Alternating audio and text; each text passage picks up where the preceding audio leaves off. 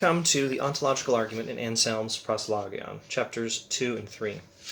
Therefore, Lord, you who grant understanding to faith, grant that, insofar as you know it is useful for me, I may understand that you exist as we believe you exist, and that you are what we believe you to be. Note that the presentation of the ontological argument is a prayer, and it's a prayer of faith-seeking understanding. We believe that you exist, God. Now help me to not only believe, but add to my faith, add to my belief, understanding of the fact that you exist. Now we believe that you are something than which nothing greater can be thought. That's the operative premise that makes the argument work. God is, by definition, the greatest possible being, that than which nothing greater can be thought. So can it be that no such being exists, since the fool has said in his heart, there is no God?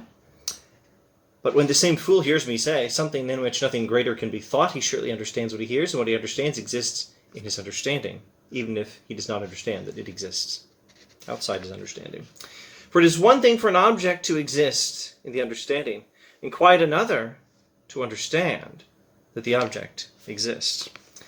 When a painter, for example, thinks out in advance what he's going to paint, he has it in his understanding, but he does not yet understand that it exists, since he has not yet painted it. But once he has painted it, he both has it in his understanding and understands that it exists because he has now painted it.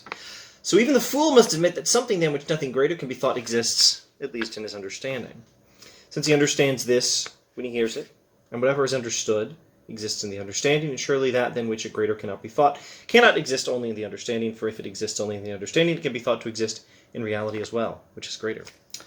So if that than which a greater cannot be thought exists only in the understanding, then that than which a greater cannot be thought is that than which a greater can be thought. If the greatest possible being, that than which a greater being cannot even be conceived, cannot even be thought, if that being, God, only exists in the understanding, in the mind, then that being is not as great as some being who does exist outside the mind.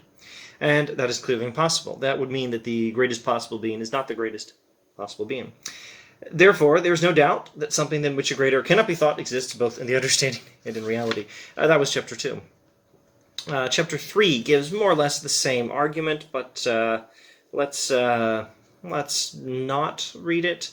Well, let's read a bit of it.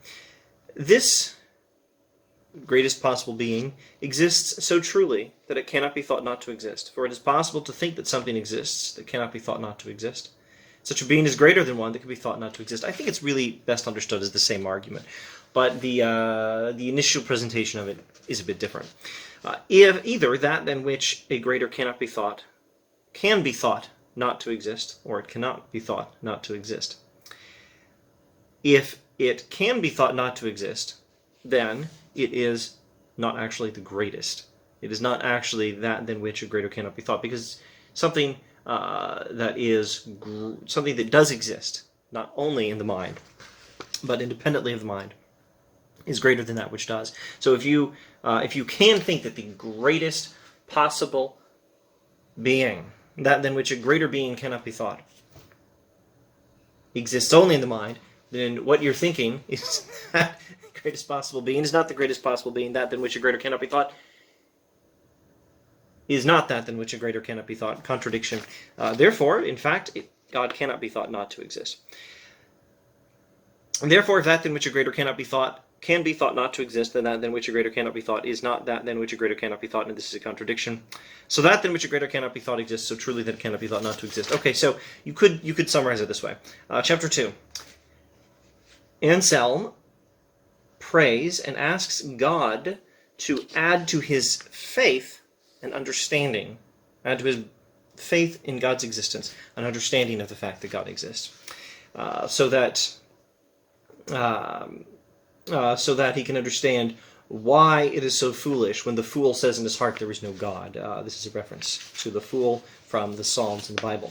And then chapter 3, well, I was summarizing it, wasn't I? Chapter 2, he asks God for this understanding, and he reflects on the fact that God is the greatest possible being, a being than which a greater cannot even be thought. A greater being than God cannot even be imagined or conceived or thought of. That is what God is. And he crafts this clever argument. If God does not exist, then a God who would exist would be greater than the God we're actually talking about, which means the God we're talking about is not the greatest possible being, but God is by definition the greatest possible being. So the supposition that this God does not exist leads to a contradiction, and whatever leads to a contradiction is false. If some principle is true, then a contradiction follows. Contradictions are impossible, therefore that principle is not true. That's the very basic structure of the argument. In logic terminology, it's a modus tollens approach. Then in chapter 3, he explains how not only can we say that God exists, but we can also say God cannot even be thought not to exist. Now, I don't think I want to say much else about this. This is the famous or the infamous ontological argument, and great philosophers have been discussing it for centuries. So Kant had a famous criticism. Alvin Plantinga more recently has a famous reconsideration of the argument. Let's not go over that now. Let's not go over what the argument looks like in rationalist philosophers like Descartes. Let's not do that. Let's not even look at Goneril in Anselm's own lifetime, and included in this volume, the Proslogion itself, only going up through page 25. Included in this volume are replies from Goneril, another monk at the same time as Anselm, who thought Anselm was very pious. There was a lot of nice stuff about this book, but the argument was lousy. And then Anselm gave his reply to Goneril. The dispute over the ontological argument is not finished, and it began immediately. It began in Anselm's own lifetime. Now, my view is that there is something wrong with the argument. Maybe in some other video for the Great Arguments in Philosophy playlist, I should present the argument and explain what I think is wrong with it. Let it suffice to say that my own view is that there is something wrong with this version of the argument. And if it's all terribly confusing, I guess I can suggest this one thing, and then I'll try to end this video and move on to look at what else is in this book, because there's so much more in this book than just the ontological argument. Here's a way you could think of the argument.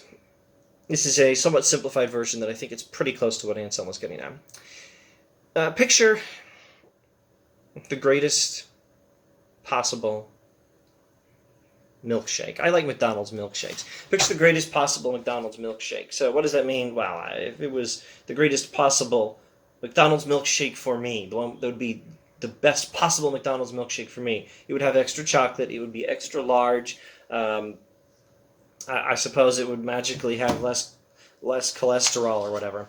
So there's one thing wrong with this milkshake. It's not real. Its non-existence is its only imperfection. It's the greatest possible milkshake. It's perfect except for the fact that it's not even real. Non-existence is an imperfection. So God is defined as a perfect being. Non-existence is an imperfection. So if God does not exist, then a perfect being has an imperfection, which is nonsense. Therefore, it must be the case that God does exist. Now, if you can spot the flaw in that argument, go ahead. I believe in God. I don't think this argument, in this version of it at least, quite works. So let's do more Anselm in subsequent videos. There's much more to this book than just the ontological argument.